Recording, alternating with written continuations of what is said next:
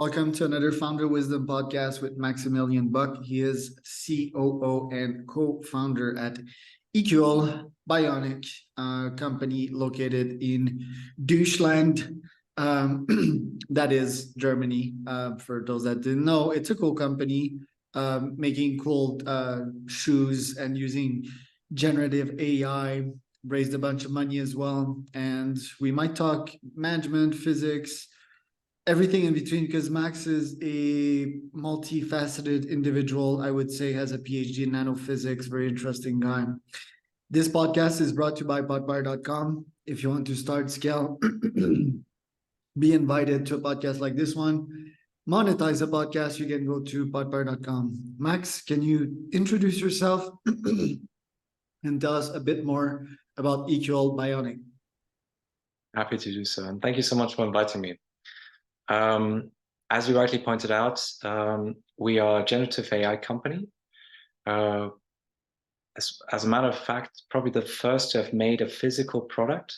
When we speak nowadays about generative AI, we always talk about ChatGPT, DALL-E, similar platforms, all in the digital arena, producing fascinating digital products, essentially. And my sort of co-founder, William Lyons, basically set about the journey to go about it differently and build the first physical product using AI and robots, essentially. We, as you rightly said, we're based in Deutschland, Germany. We are a tech company that is basically building generative AI that then makes fashion products. And these fashion objects are designed to make customers incomparably happier than what they are used to today by giving them exactly what they want, when they want it, and where they are. How did you come about with the idea of the startup, and why did you decided to launch that one amongst all sorts of other ideas that your brain may entertain? That's a good one. As you pointed out, my journey has been interesting, from physicist to then going and working in the financial industries to doing a social impact startup, and then going into NGO land before venturing out and becoming a venture capitalist myself. I actually didn't have the idea. It was William who had the original idea. And I met him as a venture capitalist working for the largest seed fund in Europe. Based in Germany, Bonn, actually. It was strange. It was in the first week that I started this job, after being a sort of entrepreneur myself. I was invited to give a presentation at a conference at a university. And one of the professors afterwards told me, hey, there's this business I invested in. It might be interesting for you. And this was the first time I heard about Equal Bionic. A couple of months later, I met the team, met William, met the other crew with it, thought it was really cool, tried to invest in it at that point in time, probably a too large a ticket, but it was the smallest ticket that we could make, which then, for those reasons, didn't succeed. And then last year decided to switch sides and actually join William in this quest of building, as nowadays we would call it, a gazillion company. And yeah, it's a fascinating journey. Tell us about the first product that you built, the shoes that I'm seeing here. They're quite beautiful, simple, and odd at the same time. Tell me about them. Absolutely. So they almost have a Zen-like attitude to them, because what we basically said or went about doing is build a shoe that fits any human with a healthy foot perfectly. So from granny to sort of young adult to young professional running around and other things, the shoe that basically walks with them throughout all walks of life in that sense.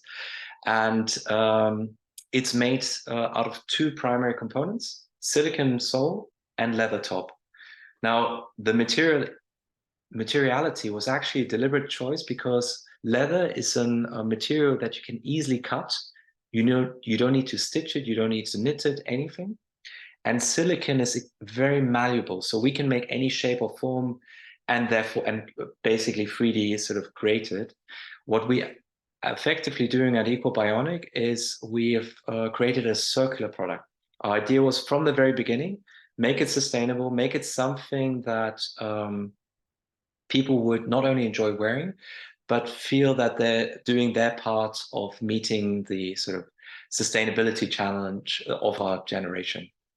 And essentially, what this shoe makes it exceptional is that you buy it first, you take pictures of your feet, and then we ship to you a perfectly made product that you then wear, and you get to enjoy as your new favorite pairs of shoes. They're called Blang Bang. Blang Blang Blang. Blang. Exactly. We went for Blang Blang because it's the opposite to bling bling. If you check the Urban Dictionary, it's like a very grounded, humble kind of outlook. And we felt like, especially the look and feel really matches that philosophy. It's interesting. And they're kind of undulated at the end, right? Exactly. They sort of slightly lift off.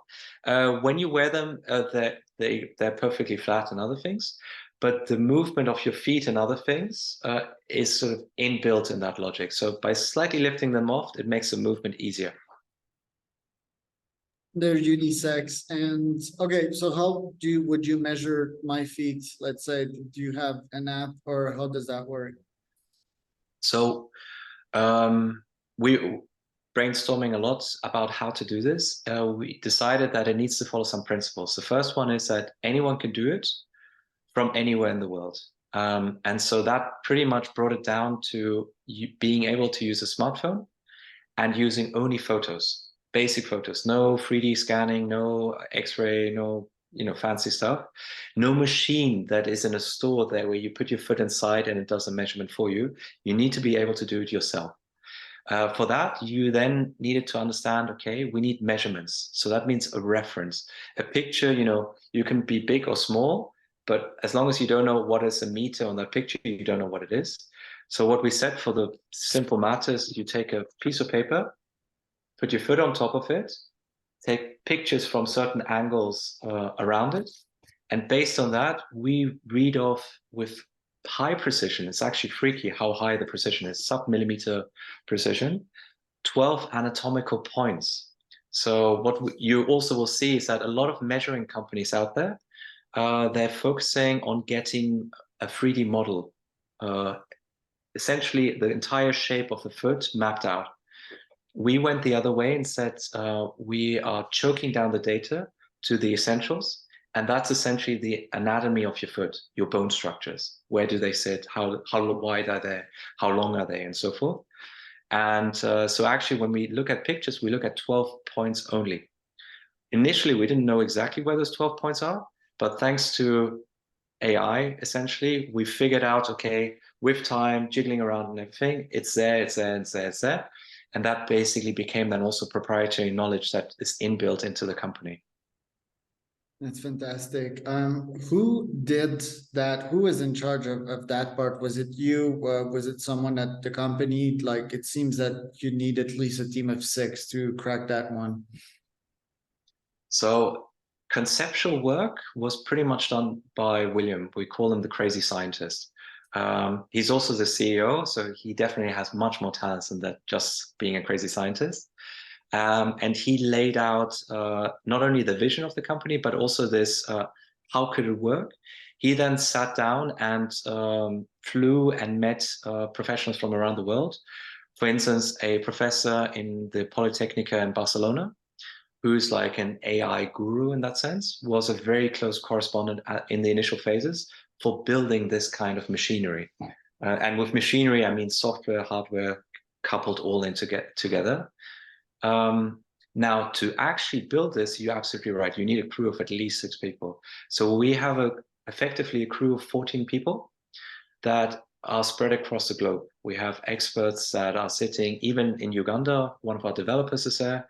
We have a designer who's in Argentina, a team of people sort of swirling around where we're getting the expertise that we need to build all of this. It's very impressive. Would you stick in shoes for a while, or will you move quick and A/B test other segments of the markets like t-shirts and shorts and socks? I can see where your priorities lie. um, so when it comes to where you want to branch out next, definitely we want to branch out with our technology because we can. The same essentially conceptual work and intelligence that we've built into the AI will work also for other pieces of clothing. Now, the interesting pieces of or articles of clothing are the ones that really go tight around your body. T-shirts can be made and could become more interesting, but if you think about a black dress that a woman might wear to a cocktail party, that is a much more interesting object to produce because it needs to really fit the body to then make any person in any style and shape attractive, essentially. And at the end of the day, when we're talking about fashion, we're talking on the one side a cultural representation of yourself, but also a certain way of attractiveness to the other sex or to the same sex. So for us, it's actually jeans and pencil skirts or cocktail dresses that are next online after shoes, because those are jeans are ubiquitous. Everyone wears them, and if a jeans really fits, they become very quickly your favorite pairs of jeans. Interesting. And these things, they look simple to our human brains to reproduce, like the sister of my wife, she's a stylist and she does these things with measurements and her brain. Does AI view things differently? Because I saw on your website a representation of the foot, and there's a bunch of muscles in there. How would AI view gene? It's like the circumference of the legs, the potential movements of it, the anatomy structure, the bones, how the person walks and so forth. And yeah, how would, Yeah. I mean, the AI doesn't view things as per se, but we can perceive their potential way of concluding things, and we feed them data. So like, how does an AI view things, quote unquote, different than our brain does? Mm-hmm. I'll give you two answers to that. One is a very tacit one. The very tacit one is the AI will doesn't know but can be taught by an expert how to view things. And in this case, when it comes to genes, it will be working off a model of anatomy of how the feet move, how the legs bend, where do they bend, what is the sort of dimensions, everything. And what you will find is that those factors are more dominant than actually the waistline only. The waistline is important, but it quickly shifts into other things. So standard shoe sizes, for instance, where we say we're size 8, or waist size, we're, I don't know, have a waist 32, length 32, or something like that, quickly reach their limitations when you come towards tailor-made objects. And there, you use other measures and other things. But if we use very classical approaches of numbers, we don't actually get to the grips of it. We don't actually make an individual an individual. So that's why this play on anatomy becomes very interesting. Now, but let me flip to another side. What is the AI's perspective on all of this? And it basically comes down to the question of what is intelligence? And having been one of the people working deeply with the generative AI that we have and other things, from my point of view, a designer will be relevant for a very long time still to come. So your friend's sister or your sister, I'm not quite sure the relation, but she will have a job for a very long time. As long, working, even possibly working with AIs to get the AI to deliver culturally relevant goods that people want to have. If you look at DALL-E, it can make lots of suggestions in terms of variations, pictures, and other things. But to truly hit it or nail it, you kind of need a certain level of intelligence that supersedes pure data streams coming in and out. You can train it over time so that it becomes more accurate in terms of guessing, predicting what people would like and what people wouldn't like. but effectively the designer's hand, that level of intelligence is very hard to replicate artificially. So that level of intelligence we keep, and that actually led us to do something, I would say, again, quite revolutionary. Our AI is built geometrically as opposed to numerically. So you would normally expect an AI to be a huge data-driven model, machine learning, sitting on top of artificial neural networks and so forth. In our case, artificial neural networks are essentially drawings that are digitally represented, but they actually truly are a representation of physical space. So basically what we're doing is we're looking at the anatomy of a human, we're looking at the design object, a physical designed object. We asking the AI to generate a new product, and that product we're producing in physical space. And in order to avoid having noise or losses, we keep all of this in sort of geometric space, so that even though we are working on software and other things, in actual fact, we stay physical the whole way through, from taking pictures of your feet to you wearing the shoes. And then the next cool thing is that you need to train your AI, right?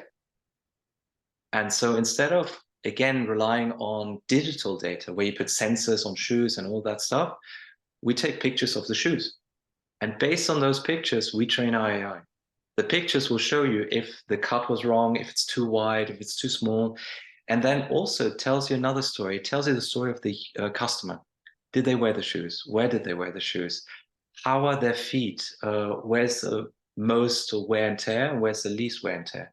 So that you can not only make better shoes for that individual, but you can actually improve the entire production and product in and of itself. I think that AI can have a huge advantage over humans if you just teach them of like all the rules and the laws of the world, you know, especially if yes, a junior designer, for example, if the environment is hot, how the tissue will react. If the individual is sweaty, you know, like how will that affect the comfort of the said jeans? If they engage in high knee activities, like I don't know, hiking, for example. So, and I think that these designs will look very weird because the AI doesn't know, but that will become a fashion item, you know. I don't know, like jeans with huge uh a lot of space at the knee level. That'd be certainly interesting. Then my question was, do we even need sensors in these shoes? Can't vision do the full thing? For example, the counterbalance to that is that if there's a gap or if there's a hole in the shoe at some deeper level that vision can't see, well, it can potentially suspect that there's a hole in the shoe because of all of that data and cross correlate and make estimations of how deep the hole is regarding the rest of the user database. I just think AI has such an unfair advantage, and I think that on the short term, we are the eyes of AIs. We feed them what's up in that world. We teach them what this world is, and they are the brain, sort of. What do you think?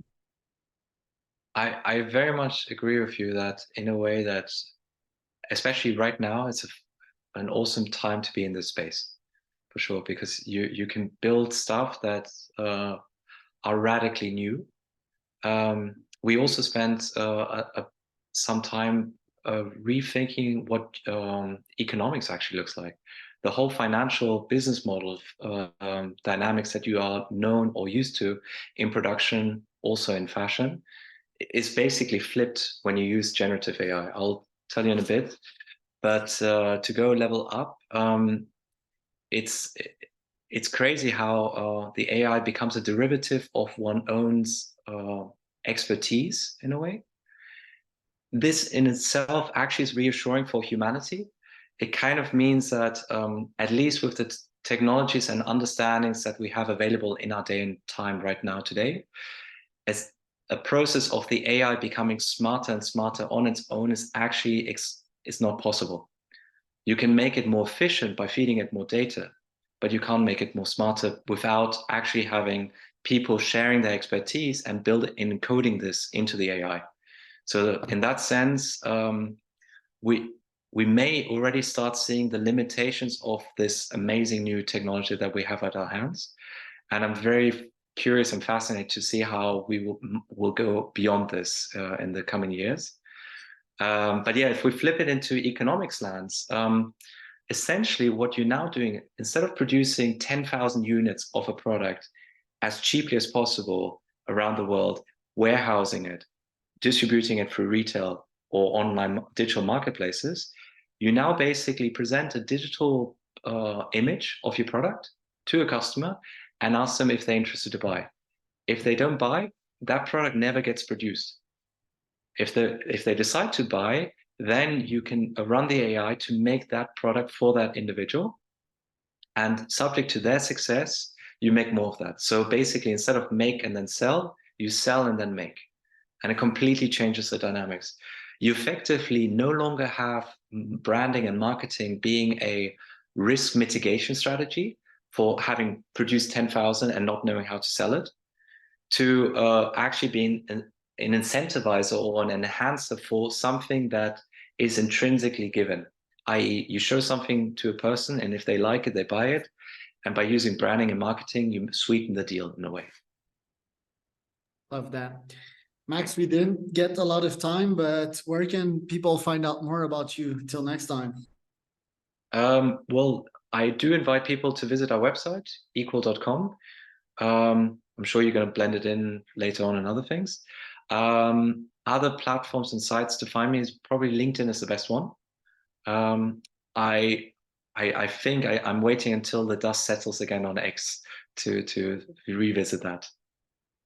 Right. That was Max Buck and Charles Cormier for another founder wisdompodcast.com.